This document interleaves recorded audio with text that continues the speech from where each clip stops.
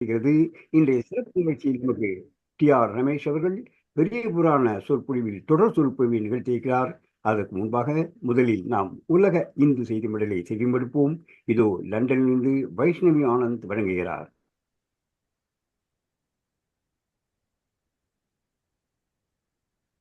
ஞானமயம் வழங்கும் உலக இந்து செய்தி மடல்.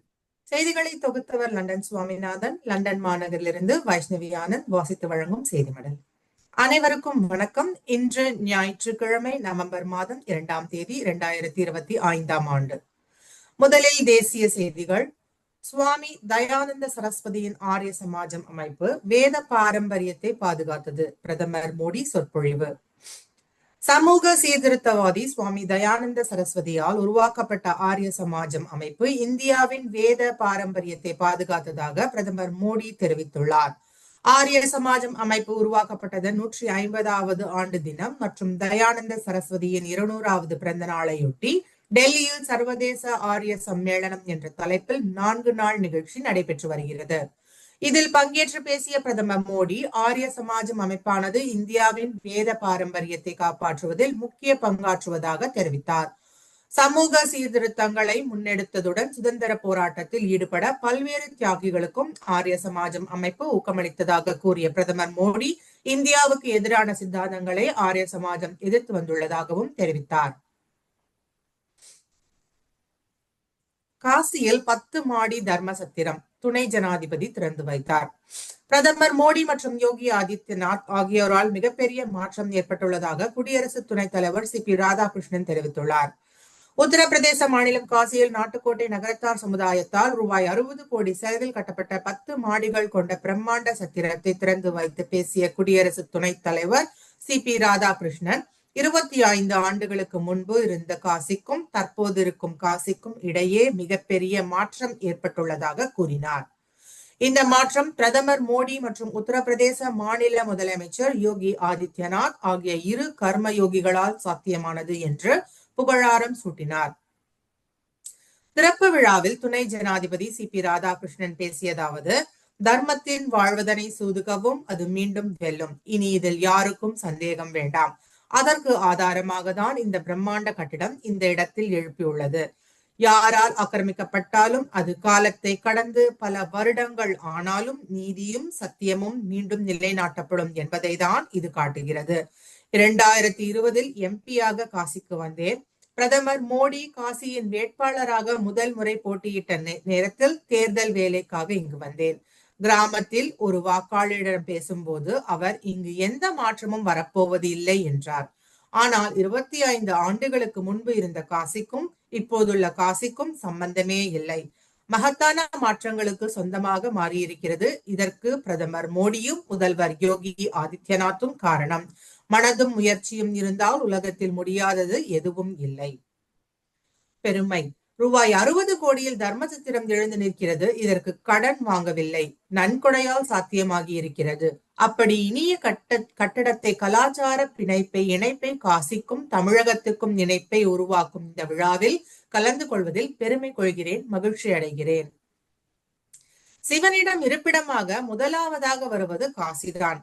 காசி நகரில் என்னென்ன மாற்றங்கள் நிகழ்ந்து கொண்டிருக்கின்றன என்பதை பார்க்கும் போது மிகவும் ஆச்சரியமாக இருக்கிறது. இது மிகவும் அற்புதமானது.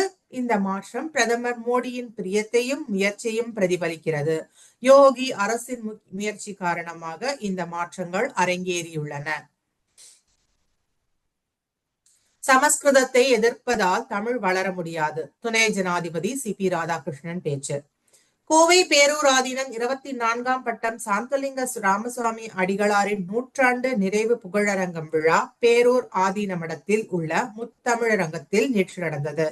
பண்ணாரி அம்மன் குழுமத்தின் தலைவர் பாலசுப்ரமணியம் வரவேற்றார். பேரூர் ஆதீனம் சாந்தலிங்க மருதாசல அடிகளார் தலைமை வகித்து ஆசிரியராற்றினார். சிறப்பு விருந்தினராக பங்கேற்ற துணை ஜனாதிபதி சி.பி. ராதாகிருஷ்ணனுக்கு பொன்னாடை போர்த்தி மயில் தோகை மாலை மற்றும் தலைப்பாகை அணிவித்து பேரூர் ஆதீனம் சாந்தலிங்க மருதாசல அடிகளார் கௌரவித்தார். தொடர்ச்சியாக 24ஆம் பட்டம் சாந்தலிங்க ராமசாமி அடிகளாரின் திருவுருவ படத்தை துணை ஜனாதிபதி சி.பி. ராதாகிருஷ்ணன் திறந்து வைத்து வழிபட்டார். விழா நிறைவடைந்த பின் பேரூர் திருமணத்தில் உள்ள சாந்தலிங்கர் சன்னதியில் வழிபாடு நடத்தினார். இவ்விழாவில் துணை ஜனாதிபதி சி.பி. ராதாகிருஷ்ணன் பேசியதாவது, இறைவன் முன் அனைவரும் சமம். இறைவன் என்பதை உணரத்தான் முடியும். கண்ணால் பார்க்க வேண்டும் என்றால் இந்த யுகம் நமக்கு போதாது. பிரதமர் மோடி 25 ஆண்டு காலம் முதல்வராக பிரதமராக இருந்திருக்கிறார். நான் பல பிரதமர்களுடன் பழகியுள்ளேன். மோடி எப்பொழுதும் திட்டங்கள் எல்லாம் முறையாக செயல்படுகின்றதா, அவ்வாறு செயல்படும் திட்டங்கள் பயன்கள் சாதாரண குடிமகன்களுக்கு எந்த அளவு சென்றடைகிறது என்பதை பார்க்கிறார். அதனால்தான் மகத்தான வெற்றி பெறுகிறார். சமஸ்கிருதத்தில் சொன்னால்தான் செவி கொடுத்து கேட்பாரா, தமிழில் சொன்னால் கேட்க மாட்டாரா என பலருக்கும் சந்தேகம் உள்ளது. இறைவன் சமஸ்கிருதத்தில் வழிபடுங்கள் என்று எங்கும் சொல்லவில்லை. தமிழில் வழிபட வேண்டாம் எனவும் சொல்லவில்லை. சமஸ்கிருதத்தை எதிர்த்து பேசுவதன் மூலம் தமிழ் ஒருபோதும் வளர முடியாது. தமிழ் ஒரு தீண்டத்தகாத மொழி என சொல்லி சமஸ்கிருதம் ஒருபோதும் வளர முடியாது. இவ்வாறு அவர் பேசினார். கோயில் ஆக்கிரமிப்பை அகற்ற அதிகாரிகள் நடவடிக்கை எடுக்காதது ஏன்? நீதிமன்றம் கேள்வி.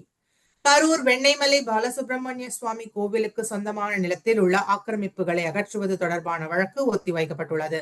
மதுரை உயர்நீதிமன்ற கிளையில் வழக்கு விசாரணைக்கு வந்தது. அப்போது வாதங்களை கேட்டறிந்த நீதிபதி, கோவில் சொத்துக்களை அபகரித்தவர்கள் மீது அதிகாரிகள் நடவடிக்கை எடுக்க தயங்குவது ஏன் என்று கேள்வி எழுப்பினார். மேலும் ஆக்கிரமிப்புகளை அகற்ற எடுக்கப்பட்ட நடவடிக்கை குறித்து வாரந்தோறும் அறிக்கை தாக்கல் செய்ய வேண்டும் எனவும் உத்தரவிட்டார். மாமன்னன் ராஜராஜ சோழன் சதய விழா, சிலைக்கு மாவட்ட ஆட்சியர் மாலை அணிவித்து மரியாதை. மாமன்னன் ராஜராஜ சோழனின் சதய விழாவை முன்னிட்டு அவரது சிலைக்கு மாவட்ட ஆட்சியர் பிரியங்கா பங்கஜம் மாலை அணிவித்து மரியாதை செலுத்தினார். தஞ்சாவூரில் உள்ள பெரிய கோவிலில் மாமன்னன் ராஜராஜ சோழனின் 1040வது சதய விழா அரசு விழாவாக தொடங்கி நடைபெற்று வருகிறது. முதல் நாள் நிகழ்ச்சியில் கவியரங்கம், கருத்தரங்கம், பட்டிமன்றம், கலைஞர்களின் நாட்டியாஞ்சலி உள்ளிட்ட பல்வேறு நிகழ்ச்சிகள் நடைபெற்றன. இரண்டாம் நாள் நிகழ்ச்சியில் கோயில் ஓதுவார்களுக்கு புத்தாடை வழங்கும் நிகழ்ச்சி நடைபெற்றது. பெரிய கோவிலில் இருந்து யானை மீது திருமுறைகள் எடுத்து வரப்பட்டன. இதனைத் தொடர்ந்து சோழன் சிலைக்கு மாவட்ட ஆட்சியர் பிரியங்கா பங்கஜம் உள்ளிட்டோர் மாலை அணிவித்து மரியாதை செலுத்தினர். சதய விழாவை முன்னிட்டு தஞ்சை மாவட்டத்தில் உள்ள உள்ளூர் விடுமுறை அறிவிக்கப்பட்டுள்ளது. ராமர் கோவில் கட்டுமானத்திற்கு ரூபாய் 3000 கோடி நன்கொடை. உத்தரப்பிரதேசத்தில் உள்ள அயோத்தியில் பாலராமர் கோவில் கட்டுமான பணிக்கான நிதி திரட்டும் பிரச்சாரம் கடந்த 2022 துவங்கியது.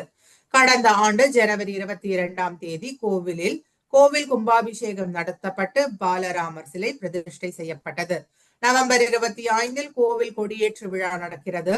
இதையொட்டி ராமர் கோவில் கட்டுமான குழு தலைவர் நிரிவேந்திர மிஸ்ரா நேற்று அளித்த பேட்டி, அயோத்தி ராமர் கோவில் கட்டுமான பணிக்கு பொதுமக்கள் 3000 கோடி ரூபாய் நன்கொடை கொடுத்தனர். கோவில் கட்டுமான பணிகள் 1800 கோடி ரூபாயில் கட்ட திட்டமிடப்பட்டது. இதில் 1500 கோடி ரூபாய் இதுவரை செலவிடப்பட்டுள்ளது. நவம்பர் 25 நடக்கும் கொடியேற்று நிகழ்வில் பிரதமர் மோடி சிறப்பு விருந்தினராக பங்கேற்று கொடிமரத்தில் கொடியேற்றுவார். இந்த நிகழ்ச்சியில் பங்கேற்க கட்டுமான பணிக்கு நன்கொடை கொடுத்தவர்கள் அனைவரும் அழைக்கப்படுவர். இதில் 8000 பக்தர்கள் பங்கேற்கின்றனர் என்று நிரிவேந்திர மிஸ்ரா கூறினார். நெல்லையப்பர் கோவிலுக்கு உத்தரகண்டில் இருந்து யானையா? அரசு பதிலளிக்க உத்தரவு. திருநெல்வேலி நெல்லையப்பர் கோவிலுக்கு உத்தரகண்டில் இருந்து குட்டி யானையை அழைத்து வர தடை கோரிய மனுவுக்கு தமிழக அரசின் வனத்துறை, இந்து அறநிலையத்துறை பதில் அளிக்க சென்னை உயர்நீதிமன்றம் உத்தரவிட்டுள்ளது.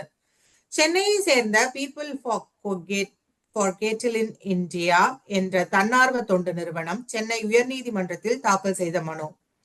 திருநெல்வேலி நெல்லையப்பர் கோவிலில் இருந்த 55 வயதான பெண் யானை காந்திமதி உடல் நல குறைவால் இருந்தது. இதையடுத்து இந்த கோவிலுக்கு உத்தரகண்ட் மாநிலத்தில் இருந்து 5 வயது குட்டி யானையை அழைத்து வர அறநிலையத்துறை மற்றும் வனத்துறை நடவடிக்கை எடுத்துள்ளன.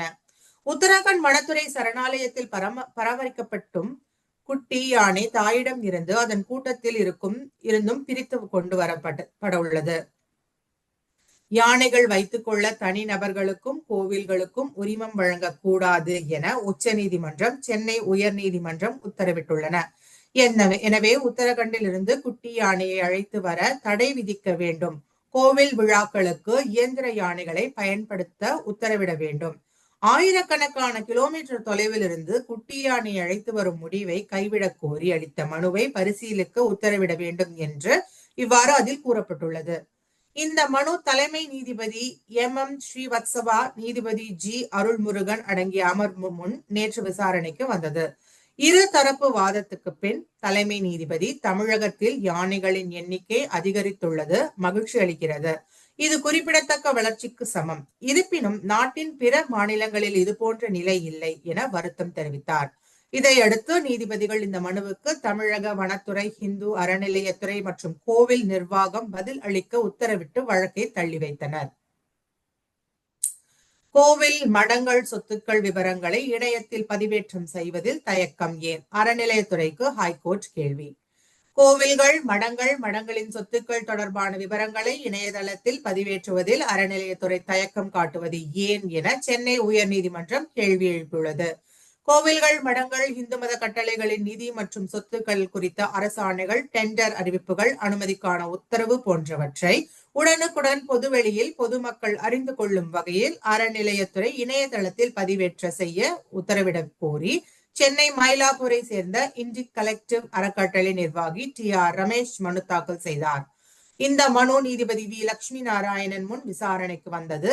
அப்போது அறநிலையத்துறை தரப்பில் சிறப்பு பிளீடர் அருண் நடராஜன் ஆஜராகி, டெண்டர் விவரங்கள் அந்தந்த கோவில் இணையதளத்தில் வெளியிடப்படுகின்றன. கோவில் சொத்து ஆவணங்கள் பதிவேற்றம் செய்யப்படுவதில்லை. அவற்றை கொண்டு சைபர் மோசடி நடக்க வாய்ப்புள்ளது என்றார். அப்போது குறுக்கிட்ட நீதிபதி கூறியதாவது: தகவல் அறியும் சட்டம் பிரிவு 4 கீழ் பொது அதிகாரிகள் தாமாக முன்வந்து சில தகவல்களை பொதுமக்களுக்கு தெரியப்படுத்த வேண்டும். டெண்டர்கள், தணிக்கை ஆட்சேபனைகள், நில பதிவேடுகள், நிதி தொடர்பான அறிவிப்புகள் சட்டத்தின்படி பொது ஆவணங்கள் என்பதால் அவற்றை பதிவேற்றுவதில் என்ன தயக்கம்? சைபர் குற்றங்கள் நடக்காமல் தடுக்க பல்வேறு தொழில்நுட்பங்கள் உள்ளன. அவ்வாறு இருக்கும்போது ஆவணங்களை பதிவேற்ற முடியாது என கூறுவது ஏற்புடையதல்ல. அறநிலையத்துறை சட்டப்பிரிவு 29 படி சொத்து விவரங்கள் ஆண்டுதோறும் புதுப்பிக்கப்பட்டு அனைத்து கோவில்கள் விவரங்களும் பதிவேற்ற வேண்டும். இப்பணிகளை செய்ய போதுமான நிதி உள்கட்டமைப்பு அறநிலையத்துறையிடம் இல்லையா? இவ்வாறு நீதிபதி கேள்விகளை எழுப்பினார். இதையடுத்து எந்தெந்த தகவல்கள் பதிவேற்றம் செய்யப்பட்டுள்ளது, பதிவேற்றம் செய்யாத தகவல்கள் என்ன என்பது குறித்து விவரங்களுடன் விரிவான அறிக்கை தாக்கல் செய்ய உத்தரவிட்டு விசாரணையை நவம்பர் 12ஆம் தேதிக்கு தள்ளி வைத்தனர். இத்துடன் செய்திகள் நிறைவடைந்தன. உலக இந்து மத செய்திகளை தொகுத்தவர் லண்டன் சுவாமிநாதன். லண்டன் மாநகரிலிருந்து வைஷ்ணவி ஆனந்த் வாசித்த செய்தி மடல் இது. அடுத்த ஒளிபரப்பு நவம்பர்